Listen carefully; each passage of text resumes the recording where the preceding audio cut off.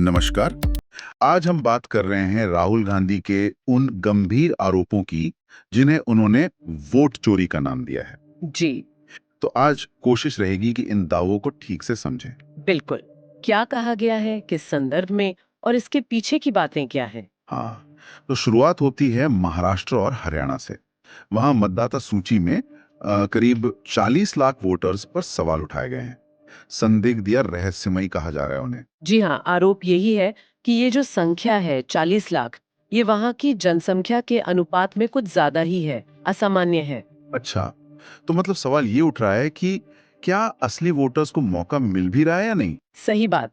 ये सिर्फ एक नंबर का खेल नहीं है, ये तो सीधे चुनावी प्रक्रिया की आप कह सकती हैं बुनियाद पर सवाल है। हम्म। इसीलिए चुनाव आयोग से एक बड़ी जांच की मांग भी की गई है कि पता चले आखिर मामला क्या है। तो ये 40 लाख वाला आंकड़ा तो महाराष्ट्र और हरियाणा का हुआ, लेकिन मुझे लगता है बात इससे कहीं आगे की है। नहीं नहीं, हाँ। उन्होंने तो बकायदा वोट चोरी के 5 तरीके भी गिना दिए और उसे कहा क्या, सबूतों का एटम बम। जी हाँ, एटम बॉम्ब, ये शब्द इस्तेमाल किया गया। ये अपने आप में काफी वजनदार बयान है। बिल्कुल। तो ये कौन से 5 तरीके हैं जिन पर इतना जोर दिया जा रहा है? देखिए, जो 5 मुख्य तरीके बताए गए हैं वो मतदाता सूची में कह सकते हैं कि खास तरह की गड़बड़ियों की तरफ इशारा करते हैं। जैसे? जैसे पहला, डुप्लीकेट वोटर्स। मतलब एक ही आदमी का नाम कई जगह। अच्छा, दूसरा, फर्जी पते, यानी ऐसे पते जहाँ कोई रहता ही नहीं पर वोटर है। तीसरा, एक ही पते पर बहुत सारे मतलब असामान्य रूप से ज्यादा वोटर्स का नाम होना। चौथा, पहचान पत्र में जो फोटो है वो या तो अमान्य है या साफ नहीं है। और पांचवा, जो फॉर्म 6 होता है ना, नए वोटर जोड़ने वाला, जी। उसका गलत इस्तेमाल करके फर्जी नाम लिस्ट में डालना। तो इन्हीं 5 तरीकों के आधार पर बड़े पैमाने पर गड़बड़ी का दावा है। ये तरीके तो मतलब सुनने में ही काफी गंभीर लग रहे हैं। ये तो सीधे सीधे वोटर लिस्ट की सच्चाई पर ही सवाल उठा देते हैं। बिल्कुल। लेकिन क्या आरोप सिर्फ लिस्ट तक ही हैं, या फिर चुनाव आयोग जो ये सब करवाता है उसकी भूमिका पर भी कुछ कहा गया? हाँ, ये बहुत महत्वपूर्ण पॉइंट है। आरोपों का एक बड़ा हिस्सा सीधे चुनाव आयोग की तरफ है। अच्छा, क्या कहा गया? सीधा आरोप लगाया गया है कि चुनाव आयोग कथित तौर पर भारतीय जनता पार्टी यानी बीजेपी के साथ मिला हुआ है और इन गड़बड़ियों को रोकने में नाकाम रहा है। ये भी कहा गया कि आयोग जरूरी डेटा नहीं दे रहा है, मतलब जो आंकड़े मांगे जा रहे हैं वो नहीं दिए जा रहे हैं। और यहाँ तक कि सीसीटीवी फुटेज डिलीट करने की बात भी कही गई है। तो जाहिर है ये चुनाव प्रक्रिया की निष्पक्षता पर बहुत बड़ा सवाल है। कोई स्पेसिफिक जगह? हाँ, एक उदाहरण दिया गया है कर्नाटक का।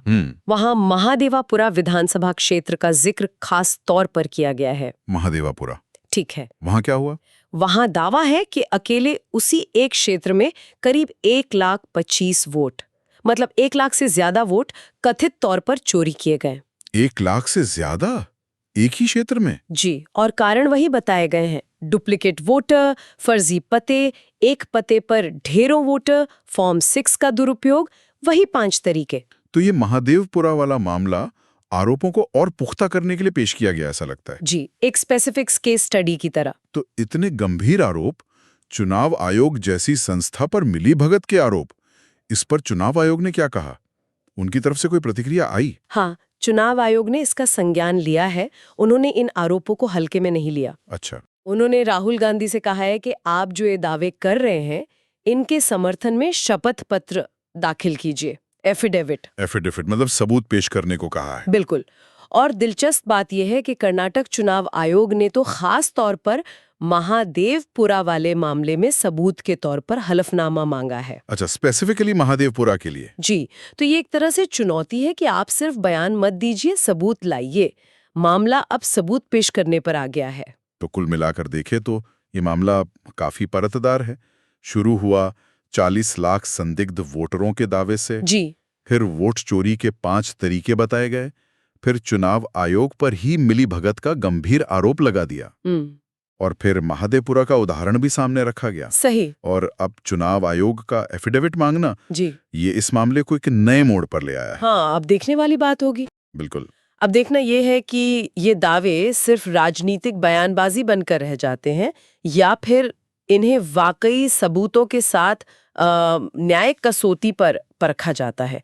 आगे क्या होता है ये इसी पर निर्भर करेगा। और शायद सोचने वाली बात ये भी है हमारे सुनने वालों के लिए कि किसी भी लोकतंत्र में चुनावी प्रक्रिया का साफ सुथरा होना कितना जरूरी है। बेशक। तो भविष्य में ऐसे सवाल उठे ही नहीं जी। इसके लिए पारदर्शिता और जवाबदेही कैसे सुनिश्चित की जाए। बिल्कुल। यह सिस्टम में बदलाव की जरूरत है। ये एक बड़ा सवाल है। ताज़ा खबरें और अपडेट्स के लिए सब्सक्राइब करें।